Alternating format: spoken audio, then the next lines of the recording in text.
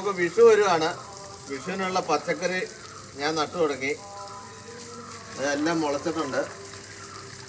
നമ്മൾ ഏകദേശം റേറ്റ് വരും ദീപ പറഞ്ഞ എത്ര റേറ്റ് വരും?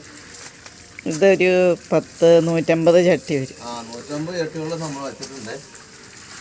ഇതിനകത്ത് കുറ്റിപ്പയറുണ്ട്, അർക്കമംഗള വള്ളിപ്പയറുണ്ട്, കുക്കുമ്പറുണ്ട്,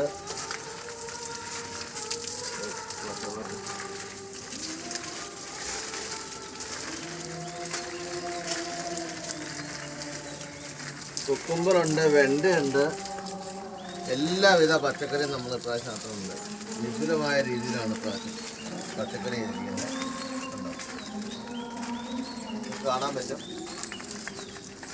നമുക്ക് കുറച്ച് സ്ഥലമുള്ളൂ. ആ കുറച്ച് സ്ഥലം നമ്മൾ പരമാവധി ഉപയോഗിച്ചേക്കാണ്. കണ്ടോ, നെറ്റൊക്കെ ഇട്ട് ഇതെല്ലാം ഞാൻ തന്നെ ഇതാണ്. നെറ്റൊക്കെ ഇട്ട് ഞാൻ തന്നെയാണ്.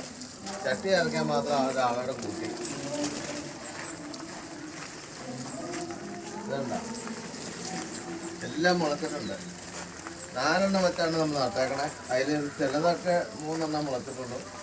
മിക്കവാറും തന്നെ എല്ലാം മുളച്ചിട്ടുണ്ട്.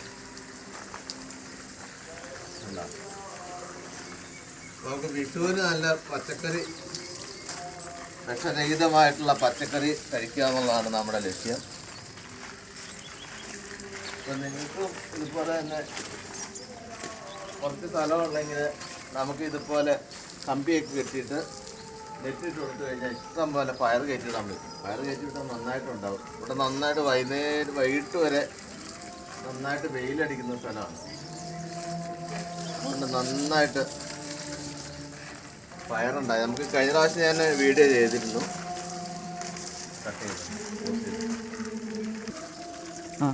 അതുകൊണ്ട് നമ്മളെ കുക്കുംബർ ഇട്ടിട്ടുണ്ട്.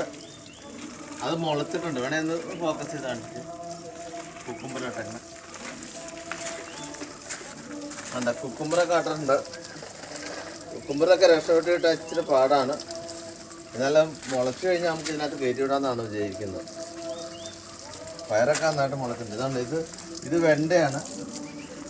ഇങ്ങോട്ട് വരുമ്പോഴത്തേനും വെണ്ടയാണ്. ഇതുണ്ട്, ഇത് തണലത്ത് വെച്ചെന്നുള്ളൂ. ഇനിയിപ്പം മുളച്ച് കഴിയുമ്പോൾ ഇച്ചിരി മാറ്റി വെക്കണം.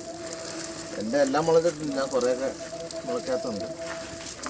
ഞാനെല്ലാം മുളച്ചിട്ടുണ്ട്. ഇപ്പം നമ്മൾ ഈ ചട്ടിയിൽ എന്നൊക്കെ നിറച്ചിട്ടുള്ളതെന്ന് വെച്ചിട്ടുണ്ടെങ്കിൽ മണ്ണും അതുപോലെ തന്നെ ചകിരി കമ്പോസ്റ്റും പിന്നെ അതിൻ്റെ കൂടെ വേപ്പിൻ പിണ്ണാക്ക് ചേർത്തിട്ടുണ്ട്.